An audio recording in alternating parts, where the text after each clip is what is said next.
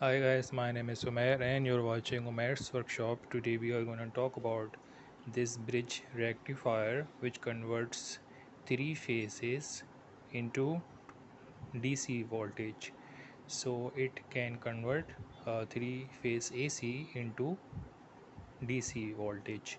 So it is Shaw Zinda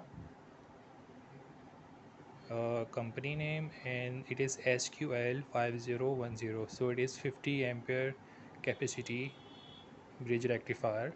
So I'm using it just for showing the measurement and the output and the input. If you are using it for the any application, you have to use a very thick wires so it will work properly, otherwise it will burn the small and thin wires. So I placed these three phases in this point over here, which is coming out of this hub motor, which have three wires in a star winding, and all these three wires I have placed in here, this place which there is no marking, and over here we have plus and minus, which is going to convert these three phases into DC voltage from this part. So even either I move it from it on the this side onto the anti-clockwise or clockwise, it will always create that voltage into positive and negative lead. So right now we have to place our multimeter into the right position, negative to the negative, neutral, and positive to the positive. So I place it just like that, just for the checking, and I am gonna turn on the voltage into the DC 20. Now I am going to move the hub motor by my hand,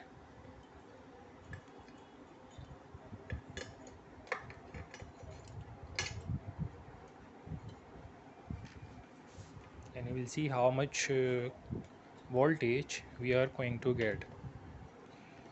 So as I am moving it that way, so we are getting around 8 voltage maximum in this speed. But if I go into the opposite side, it is working that way as well, because it is always converting three phase into direct current, no matter uh, I place it on the opposite side or onto the clockwise. So it is maximum going 8 voltages at this speed, normal hand speed. And now we are going to check how much current it is making this small hub motor, which is 350 voltage and 36 voltages. It turns on that voltage. Now I'm going to place this red wire into the current wire, and we are short circuiting it, and we will see how much current we are gonna get. So I'm gonna place it into the 10 ampere of this, and place the red wire onto this 10 volt DC. It shouldn't be going over 10 ampere or it will burn the fuse inside. So now we are gonna check how much current we are gonna get. It is become very difficult to move it because we are using the direct load on it. So we are getting around 2 and 30 at very uh, forcefully moving the motor. So we are getting this much of the current right now, both of the ways. So it is 8 voltages and 2 ampere of the DC. But if we go back in here, place the lead back inside and place it, it is very easy to move right now because we are not putting the load directly on it. So we are getting 6 volt on a very normal hand speed. which is nothing. We can go about 20 voltages if we place it onto the motor, small motor. It will turn 350 tons on this minimum, and we will get around 300 wattages. So now we have to check if it can turn on DC app. Right now I have placed this bike indicator bulb, which is 12 watt, and I've placed it into this positive and negative, and let's see if it can glow it.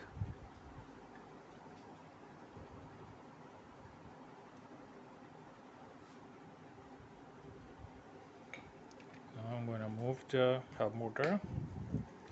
It is glowing up easily because we are can easily move the hub motor, and it's glowing up.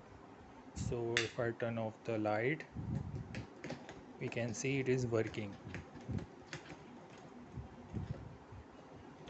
on the both ways.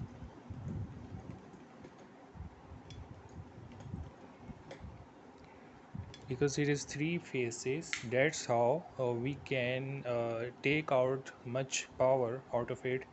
If it was two phases, then it would be difficult to do that in is this small speed, because it is around 40 rpm, and we are still getting the voltages, but it is glowing because it is also getting much current.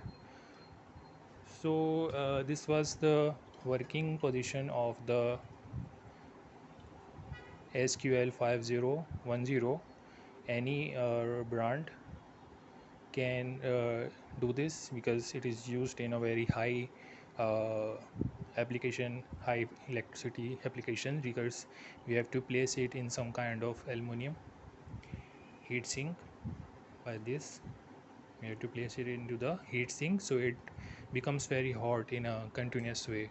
But we are just doing it for the experiment, so we don't have to place the thick wires onto this point. Otherwise, if we place a big motor like this hub motor, like a generator, then we have to use big thick wires. So this was a small experiment of using this 350 watt 36 voltage hub motor, which is hoverboard motor. So we are getting this result of 8 voltage DC and 2 ampere of the current of the DC. But if we have bigger hub motor, we can get a lot of voltages much better than that. So in the next videos, maybe I would use two of them or three of them connected together to see how much current and voltage we could get. So if you like this bridge rectifier experiment video, please like, share and subscribe. Have a nice day. Bye.